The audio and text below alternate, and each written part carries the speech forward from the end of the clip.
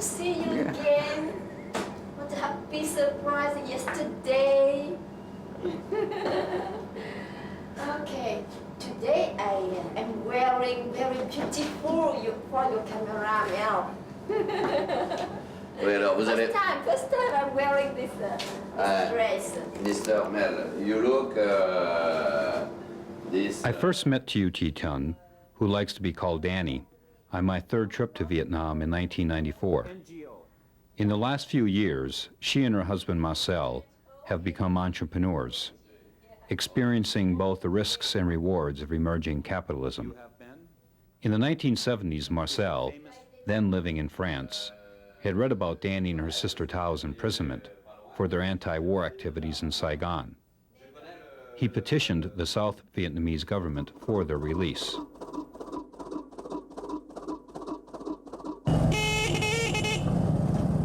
I first got to know Danny and her story on a trip we took to Con Dao Island. She was 15 years old when first arrested. Her sister Thao was 17. For 7 years, they were held in various Vietnamese prisons, including the infamous prison on Con Dao Island in the South China Sea. The French named the island Pola Condor, and for almost 100 years, from 1862 to 1954, it was a penal colony. Over 20,000 Vietnamese died there. After the French were expelled, the South Vietnamese government took control of the island until 1975. First, they put down lime, and after they put water. They don't put only one. So the lime with the water burn the skin. Every hole of the skin, little hole, in every hole there is a drop of blood.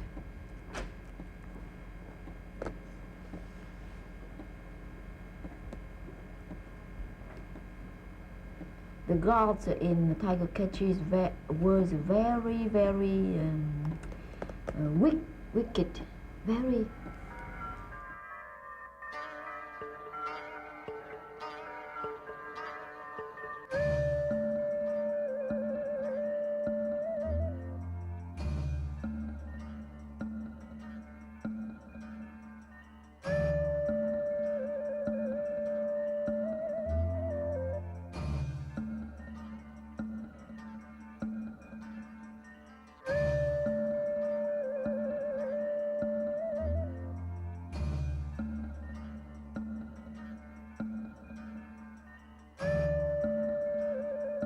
Danny told me that most of the guards were not military guards, but civilian criminals.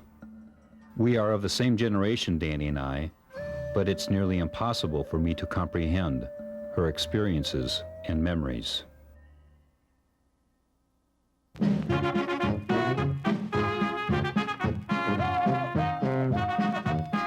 I grew up in a small tavern in Wisconsin.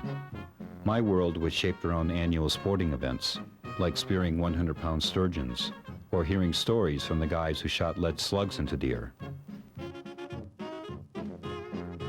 For a late film report on Vietnam countrywide, here is NBC News correspondent Jack Perkins in Tokyo by satellite. Vietnam was, to me, a television war. A war we must have been winning because the number of enemy dead was always higher than the number of American dead on the nightly scoreboard.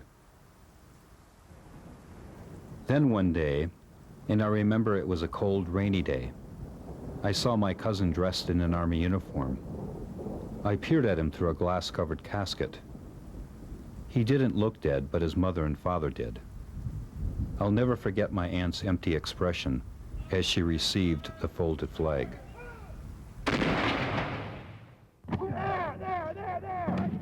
Several years later, my high school football coach, who was also the history teacher, told us we needed to go to Vietnam and kill those gooks.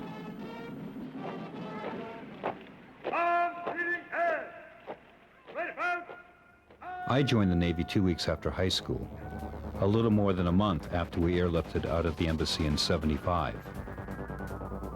Most of the post-Vietnam enlistees on my nuclear submarine had inherited a distrust of authority cultivated during that war.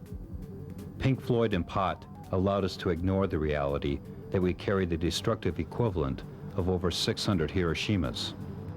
Our weapons were called counter-value, which meant they destroyed what people valued most, their lives.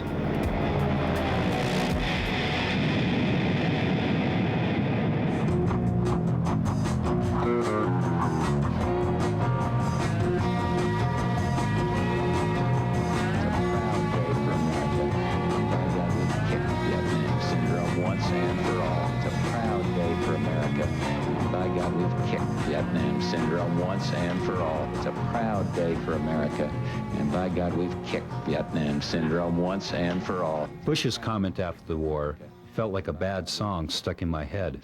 What the hell did it mean, kicking the Vietnam syndrome? So in 1991, I went to Vietnam. It turned out to be the first of 5 trips I would make between 1992 and 1997. But I didn't know that then, and I certainly didn't know that such an absurd statement would stick with me for such a long time. And by God, we've kicked Vietnam syndrome.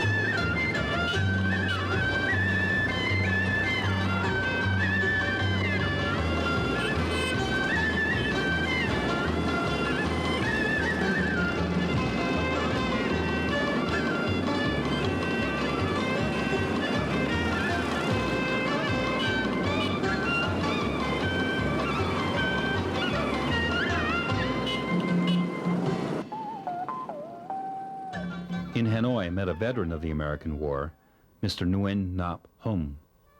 He told me about some of his comrades who packed Hemingway and Twain for the extended foot journey down the Ho Chi Minh Trail. Others took with them guitars and notebooks to jot down love poems to their sweethearts back in Hanoi.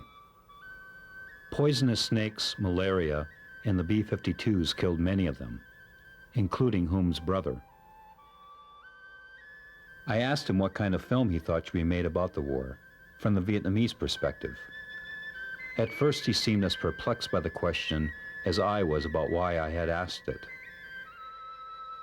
Finally he said, "Vietnamese women have endured so much. Their stories of war have yet to be told."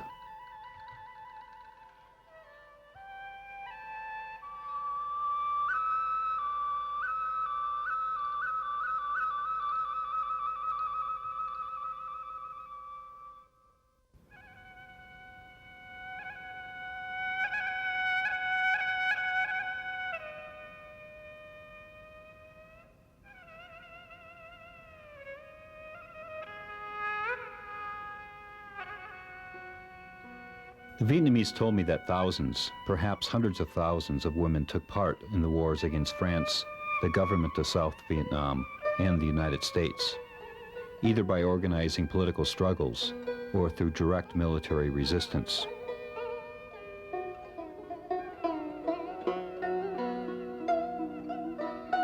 At least 30 U.S. jets were shot down in North Vietnam by the Women's Self-Defense Corps during the course of the war. U.S. military leaders estimated that in some parts of South Vietnam, as much as 29% of the guerrilla force was female. These women were not drafted. Most of them were not driven by political ideology. They resisted in an effort to protect family, home, country.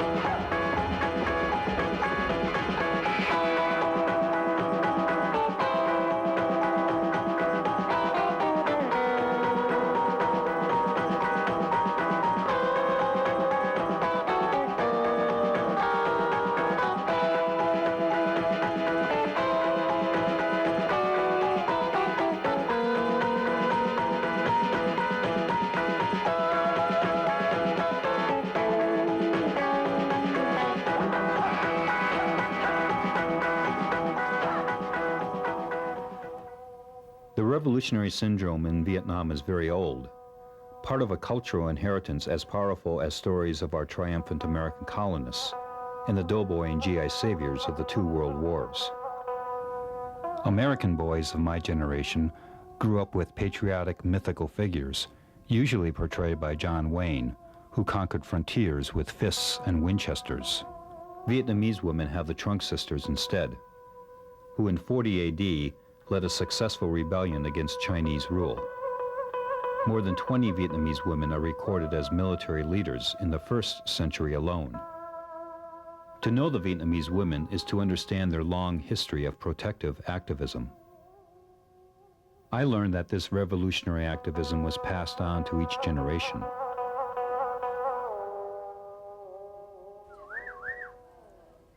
Danny introduced me to Vo Thi Chi and her daughter Lê Hồng Quan, both of whom had inherited a legacy of revolution.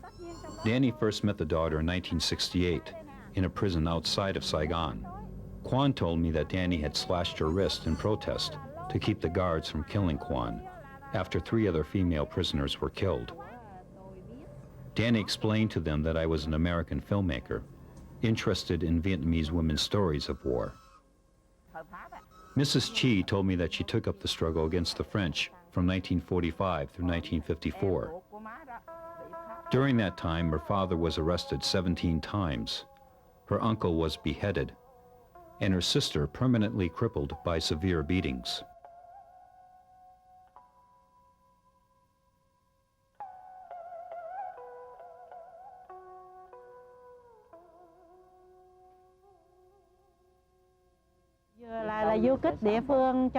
Quan joined the local guerrilla force when she was 18. From 1963 until 1966, she was with the National Liberation Front, known to most Americans as the Viet Cong guerrillas. Và cho đến cuối 65 đầu 66 thì chị được điều động lên nội thành Sài Gòn. Tức là xây dựng lực lượng biệt động nội thành nữ. Chứ còn Sài Gòn có rất nhiều cái cụm biệt động, có nhiều đơn vị biệt động. Nhưng trong lại đơn vị này đó là sau này á, nó là cái đơn vị nữ hoàn toàn.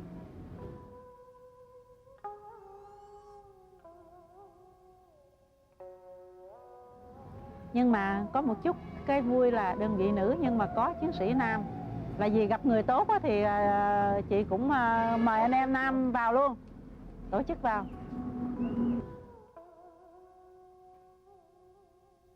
In May of 1968, in an effort to create a diversion that might allow their comrades to escape, she and one companion purposely revealed their location to South Vietnamese forces.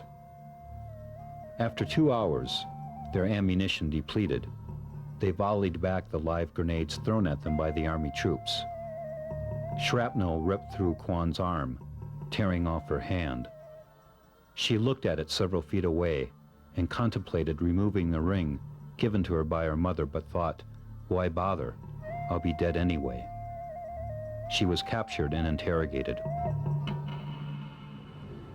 Rồi là khi họ bắt lại là họ ngay cả cái tay như thế này nó đang mở tung ra vậy mà họ không garo đâu, họ đem vô một cái ti đặc biệt 2 á, hỏi cung gần 2 tiếng đồng hồ, xong đưa qua ở bên bệnh viện Sài Gòn á. Nhưng mà cái tình trạng là vậy, và chỉ cưa cái tay này thôi, còn tất cả những cái vết thương khác là không xử lý gì. Cưa cái tay này và khâu cái vết thương chỗ này, vết thương chỗ này như là gãy xương, còn tất cả những cái mảnh ở dưới chân lẽ ra lúc đó có thể cho bên vào gấp ra được, cho bên vào gấp ra được, nhưng mà họ không xử lý. Thắt garo tức là cột cái tay này lại và chuyển liền qua chợ rẫy, qua chợ quán chuyển liền qua chợ rẫy. Và sau đó thì 7 giờ sáng là đã đánh vào đây để mà khảo cung, để hỏi những cái câu hỏi mà họ cần, vỡ xương tay này liền. Em cái cách làm sao đó em nói để cho anh hiểu được là mà ở chỗ này là chỗ đó là đang huấn luyện cách tra tấn. Tù Nam ẩm tù là luôn trong cái chỗ đó là có Mỹ đó hả chị? Có Mỹ. Quan went into detail on the methods of her torture, drowning with water called the submarine, being hung from the arms until you felt your armpits would snap, she described as the airplane. I noticed my camera was running out of videotape and figured she would soon end. but she continued to describe torture by dagger sticks, electric shock, and chemical injections. Some minutes later, my video ran out, but I didn't notice anymore. We were all crying together.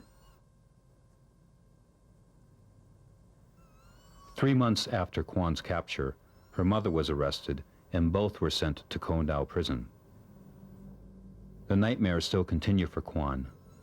Sometimes she doesn't recognize her husband, accusing him and her mother of torturing her.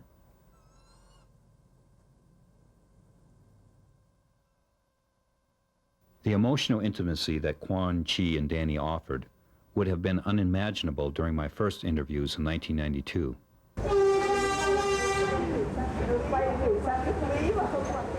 The fact that my film crew and I were independent filmmakers without Hollywood money was difficult to convey to the Vietnamese, almost as difficult as trying to explain it to my family in Wisconsin.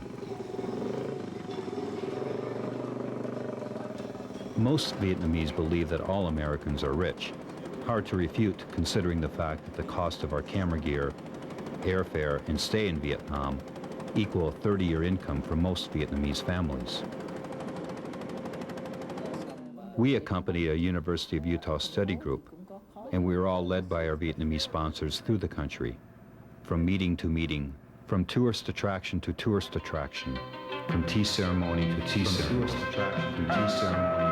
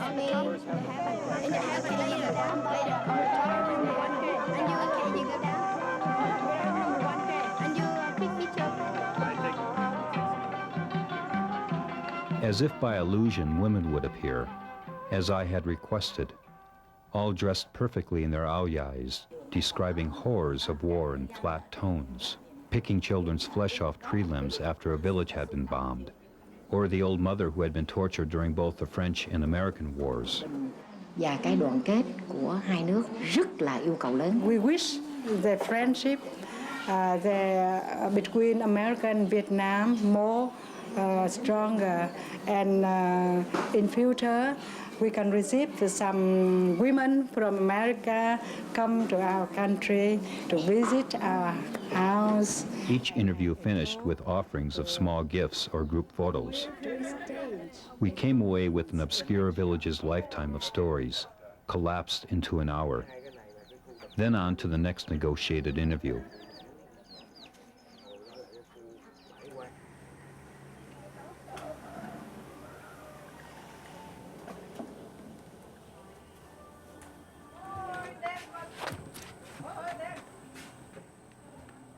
The women we talked to were handpicked by our hired government official, who remained always within earshot, occasionally reminding the women to tone down anything that might be controversial.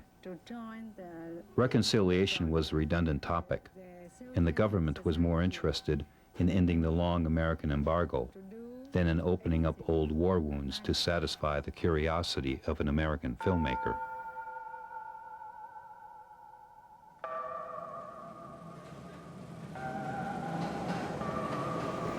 Our naivete about the convoluted Vietnamese bureaucracy led to mounting frustration in the sense that we were being blocked from any path we wanted to take.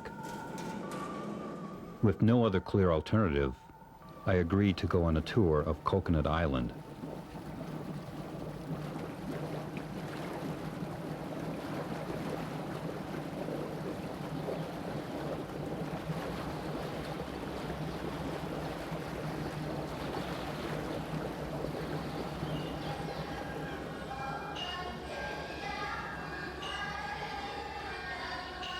During the war, a monk, known as the Coconut Monk, retreated to the island to meditate the war away.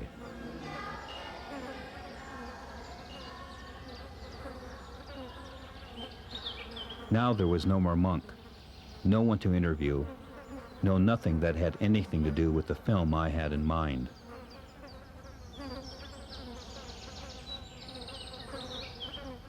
While sightseeing more coconuts on the island, we were told by our government sponsor that the women war veterans were gathering in Ho Chi Minh City for their annual convention.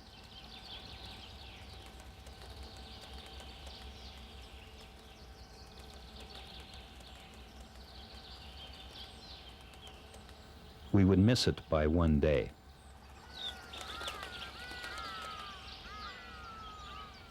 So I had to find a way to come back to Vietnam for the next reunion.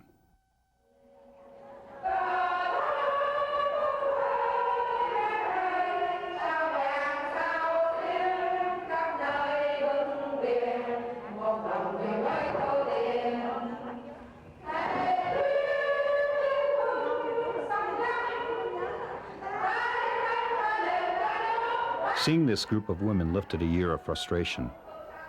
Many of the older ones were teenagers when they joined the popular movement against the French in the 1930s.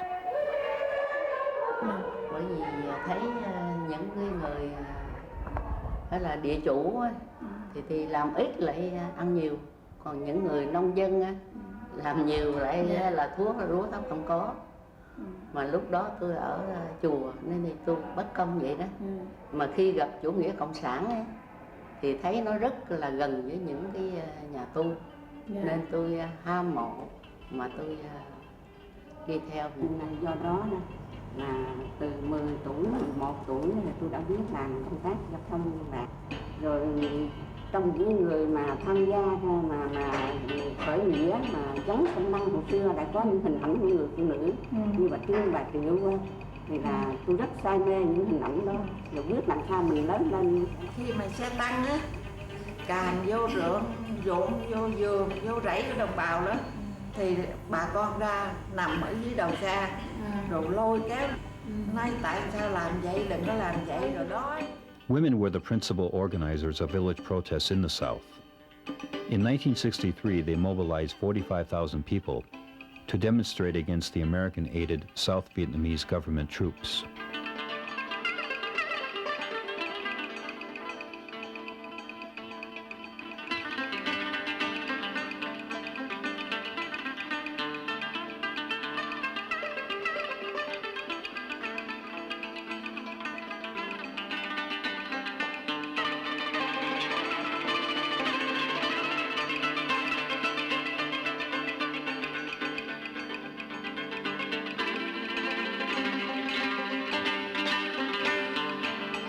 General Nguyen Thi Dinh was Deputy Chief of the Liberation Armed Forces of the South and the primary leader of this women's movement, known as the Long-Haired Army.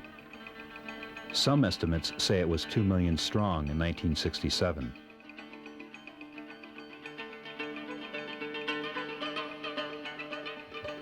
Like Dinh herself, most women who joined the movement have been brought up as peasant farmers in the Mekong Delta.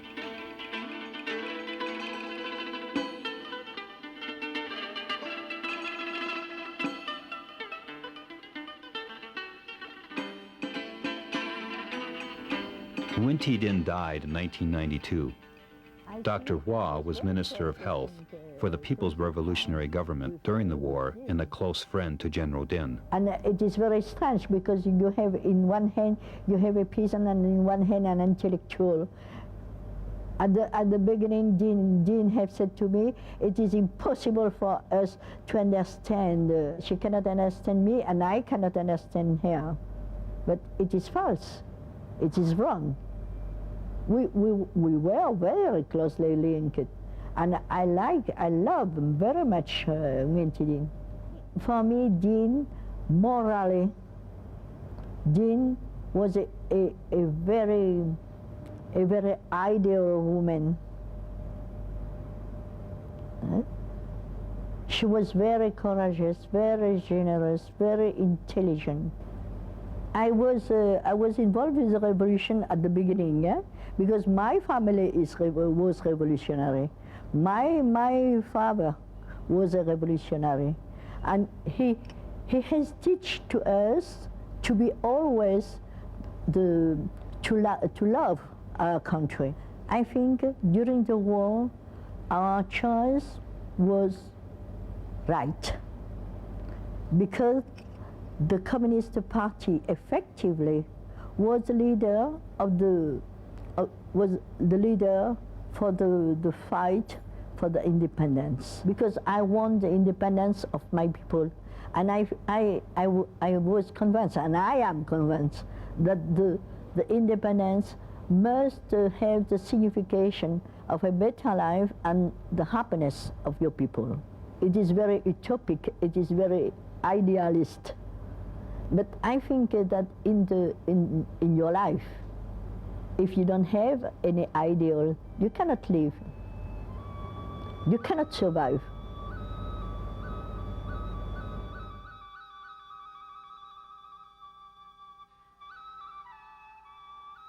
Danny and her sister Thao were well educated and went to French schools.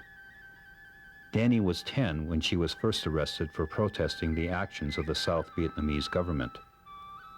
Their anti-war activism began in the early 1960s. You know, we began the student movement very early, in '63. It's very difficult to separate the action of the BC and the action of the patriotic students. And at that time, what means patriotism? Means that the country free of any invaders, foreign invaders.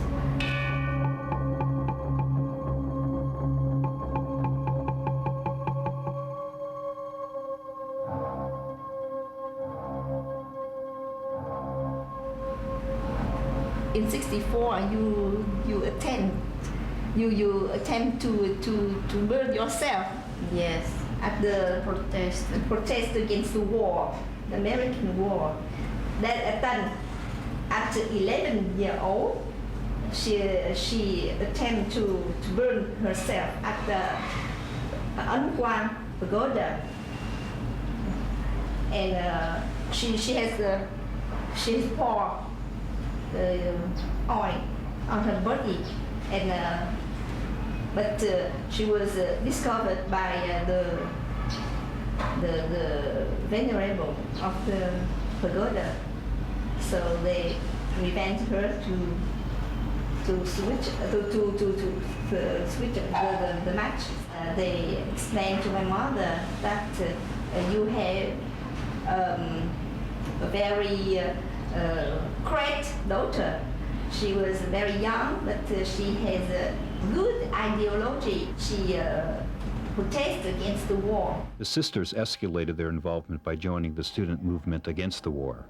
4 years after Danny attempted self-immolation, the sisters decided to plant a bomb in Saigon's police headquarters. Because U.S. Army was coming to our country with a lot of weapons, bombs, airplanes, and so on. And we, what do we have? Anything? But a minimum what we can have.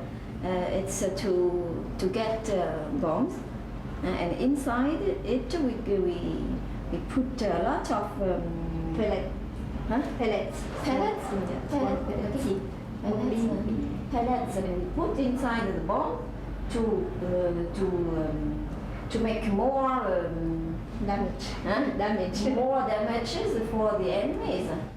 And we are sure that we can make damage. Sure and sure. Did you know that the CIA was in the police headquarters? Yeah. That was the reason, or was the reason because it was the police headquarters? Both. Both.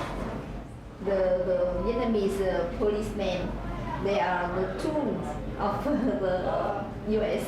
CIA. The bomb was found by police and never did explode. Danny and Thao were captured and taken to police headquarters where one of Saigon's higher-ranking intelligence officers interrogated them. He asked me, you want to imitate the sister Trưng, Hai Bà Trưng, you know? Because we are two sisters. I didn't answer, and I smiled to him. And he continued, why do you do this? Huh? You are so silly. Only the poor people, only the proletariat, they join the VC. But you are in a wealthy family. You live in the city, and you go to a French school. You are not repressed by us. You are well treated by this regime.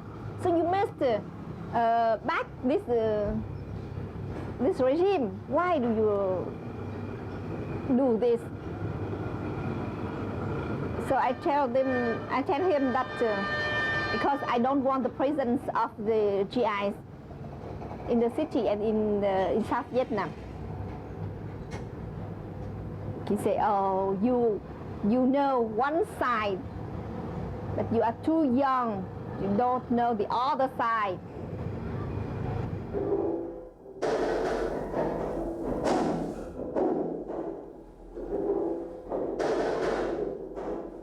After interrogation, they were beaten and tortured. For the next 6 years, Danny and Thao were moved through various prisons, including the tiger cages on Con Dao. I didn't got what I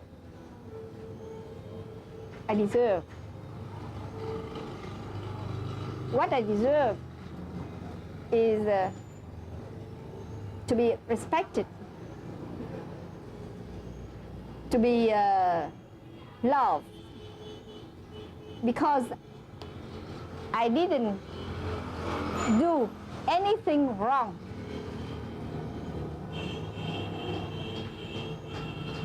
I love my country. I protect my country. The American invaders, they come to my country. They do bad things to our people. I must resist. So what I do is not wrong. It's right. They treat me not as human, but as beast in the prison.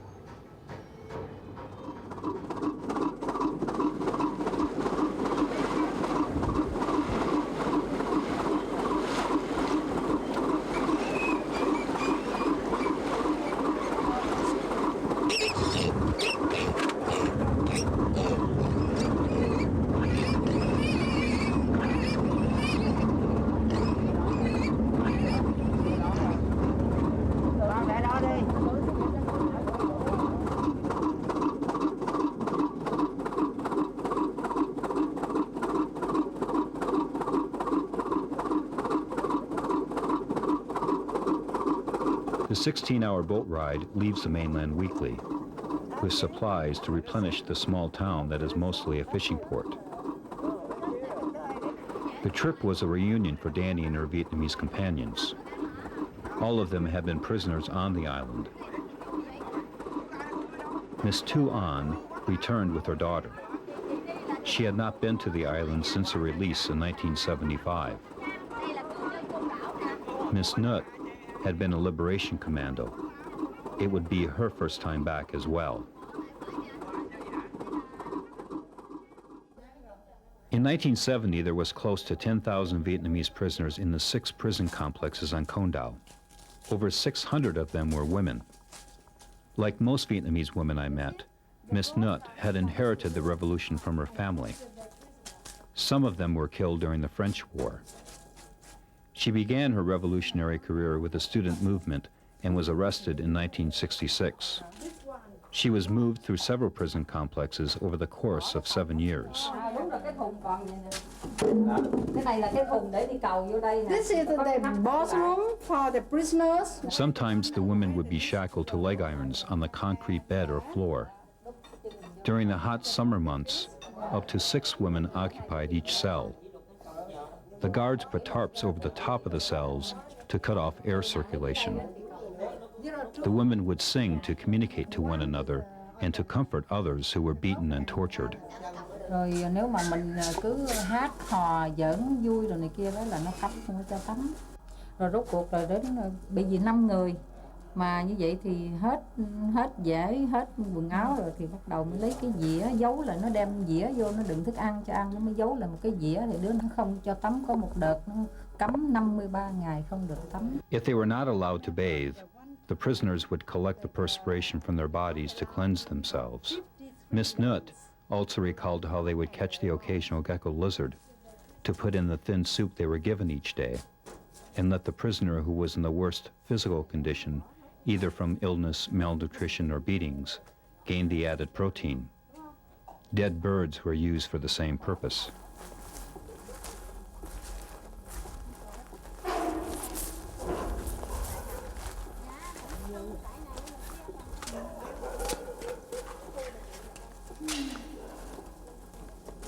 Prisoners were often moved from one complex to another. I counted 8 of these prison cells in one compound. On this day, the temperature exceeded 100 degrees inside. Between 80 and 100 women lived in this particular cell, all having to share one shallow latrine that ventilated inside the room. Miss Tu An was 20 when she was arrested for her student anti-war activities and given a 20-year sentence. She was in this cell for 1 year until the prison was liberated in 1975. Đó cũng sau hiệp định Paris, chỉ trong một cuộc đàn áp mà thôi ở bên trại ở khu B của trại 6 này đó, thì chết một lúc 5 người và 202 người bị thương trong một cuộc đàn áp. 202 people were invalid, were wounded. Thì em sẽ cố nhớ được cái bài hát tới đâu hát cho các anh chị nghe. I would like to sing a song for you. When we kept in this sense. Biết không anh lòng em đau thương uất bên cửa sắt đã đau đàn áp quân thù vang trời côn đảo rằng nghiến rằng bầm ruột tim gàng quân ra mang tàn sát dã man đợi người ngất rồi lối bừa đi một người chết rồi 5 người chết khi đất nước hoan hô hòa bình khi đất nước thân yêu đợi chờ anh về một người chết rồi 5 người chết khi đất nước thân yêu đợi chờ anh về biết không anh lòng em đau thương uất bên cửa sắt đã đau đàn áp quân thù vang trời côn đảo rằng nghiến rằng bầm ruột tim gàng quân ra mang tàn sát dã man đợi người ngất rồi lối bừa đi một người chết rồi 5 người chết khi đất nước hoan hô hòa bình khi đất nước thân yêu đợi chờ anh về.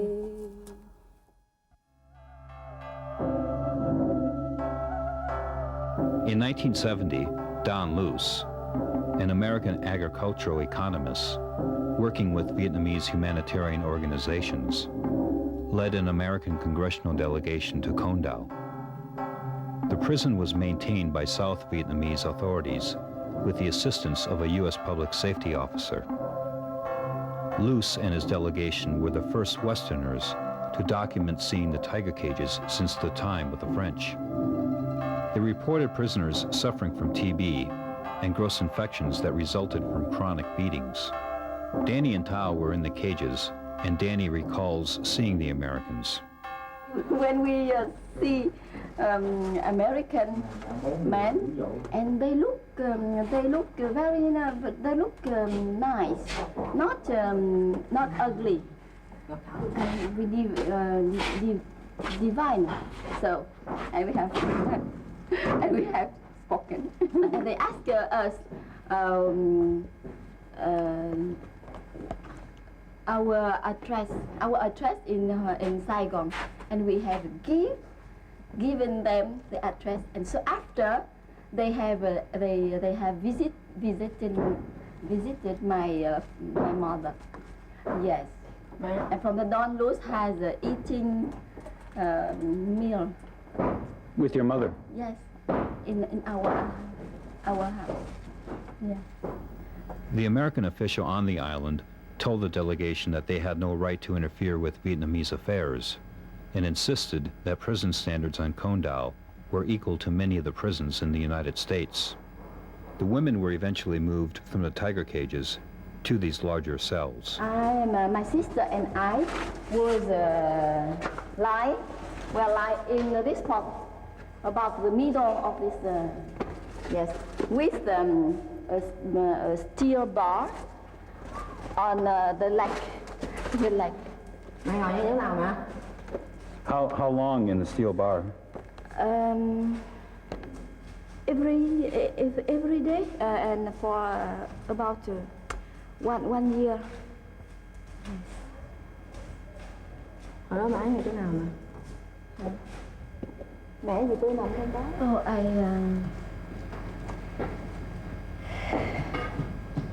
I don't want to think anything because too hard for my mind. So I don't think not anything. I make my head empty because it's so hard. I try to to smile, so to smile, and so I cannot cry.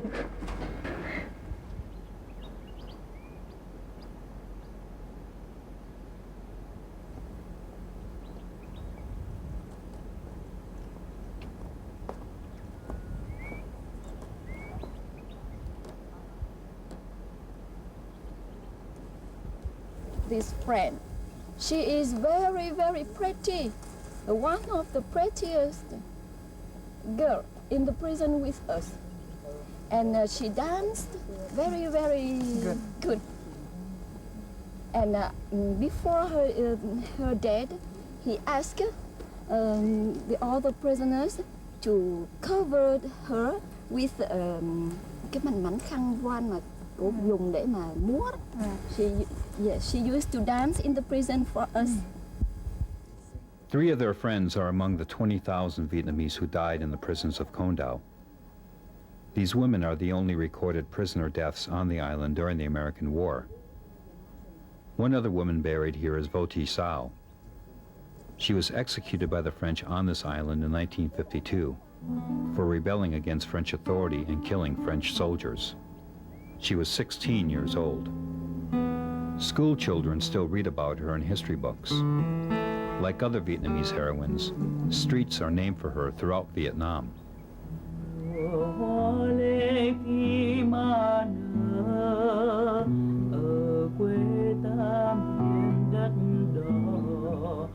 Sông núi vẫn nhắc tên người anh hùng đã chết cho đời sau. Chỉ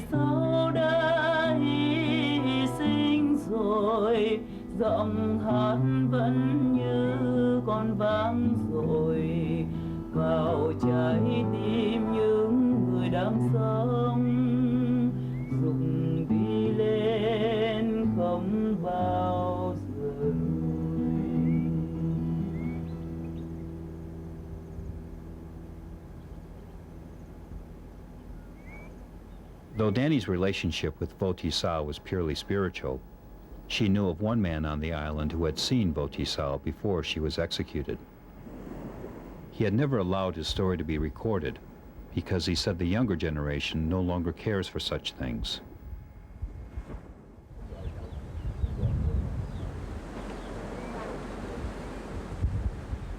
When we arrived at his house, he told us it was a strange fate, that an American had to travel all this way to get him to speak about Vo Thi Sao.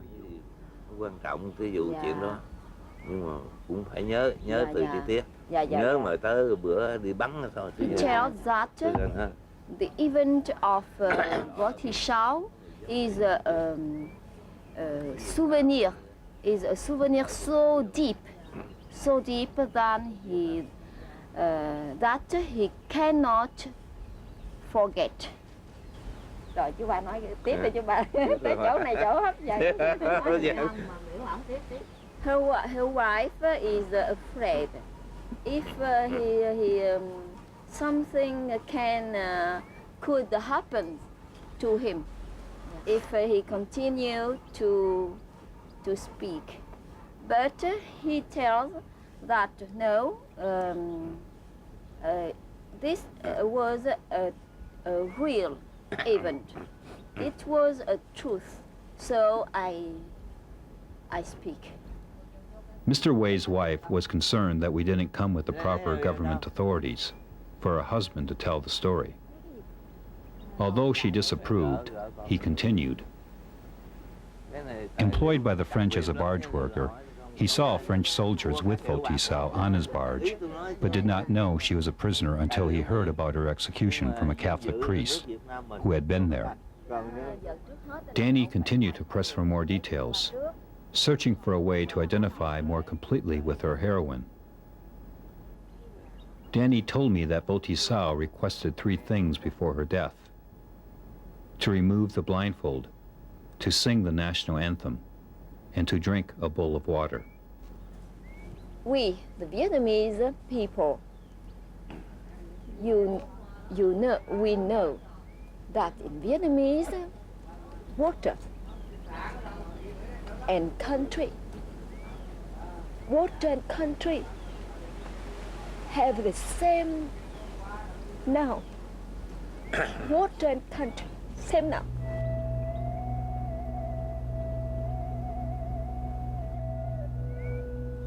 You understand? So she wanted to drink a big bowl of water, meaning that Vo Thi Sao wanted to have all the country in her body before her death.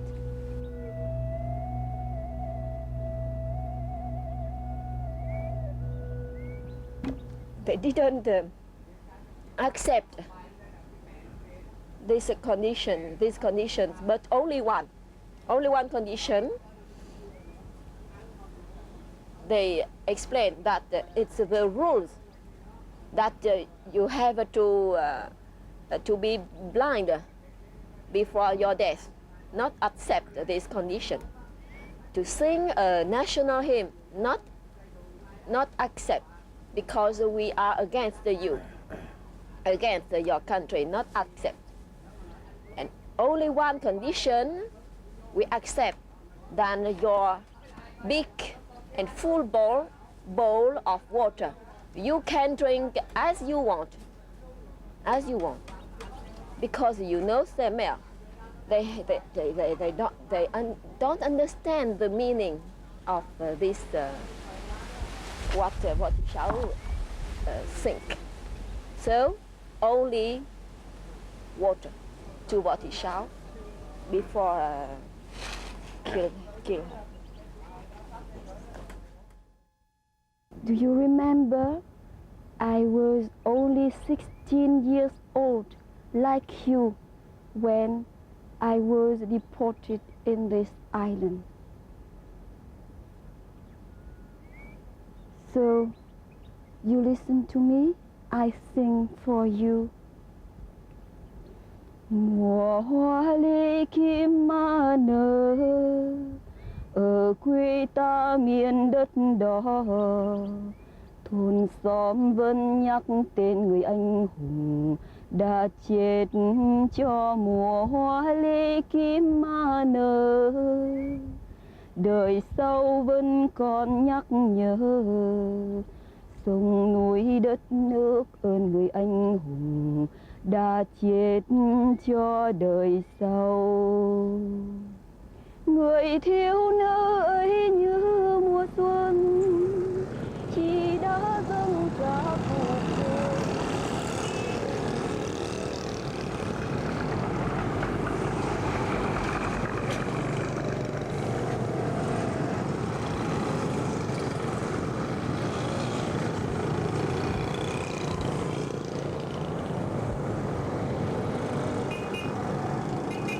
You have knew the society of consumption.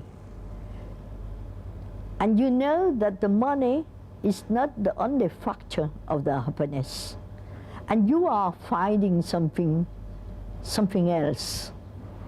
But I am sure that you don't know exactly what you are trying to find. You are trying to find a meaning to your life. I don't regret about my struggle in the past, but now in the actual situation of our country, I am worried. A lot of factories are built in Vietnam by foreigners company, and a lot of workers, Vietnamese local workers, are spending their life in these factories. I am feeling that a new modern class of slaves is built, and a new exploitation for our people is I don't want to say is happen. It's happened. I can work for a foreign company and earn 10 times more than my salary, my actual salary. But I always cling to the government administration to continue working for the government is for me a new form of sacrifice. I know that the history never come back in the same way, the same. But if the history renew, I would have the same reaction, and I will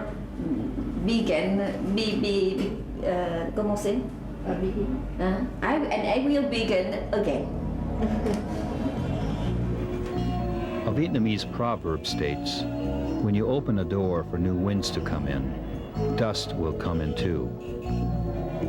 Dr. Wah told me that the young generation reminds her of the American icon James Dean. They like the noise, they like the danger, they like the trouble, and they like what money can buy them. The war is, for them, a distant history.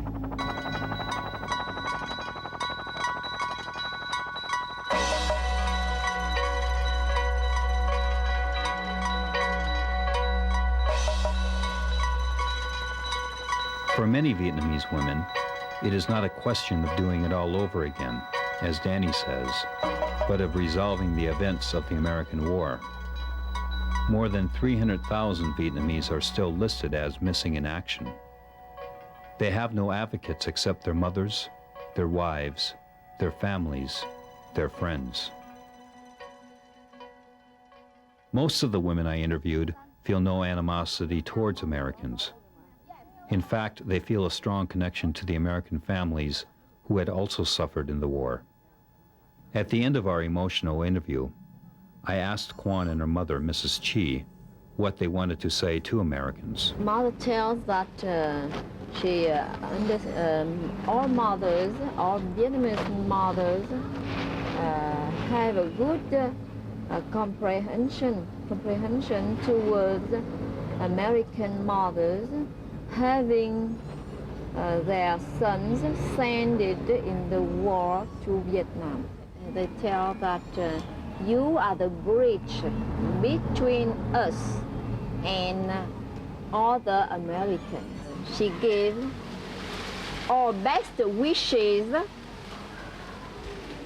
to your mother and to all your brothers and sisters. How ironic that a former Viet Cong guerrilla had to remind me of family values.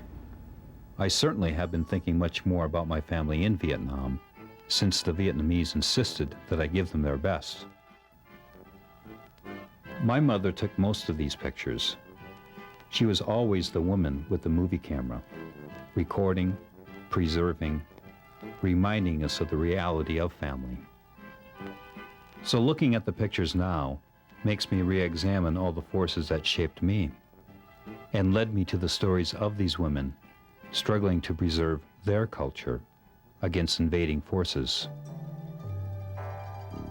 I feel that in our male-dominated society, progress is more important than preservation. The politics we play, the careers we pursue, the money we earn, all can be counted and quantified.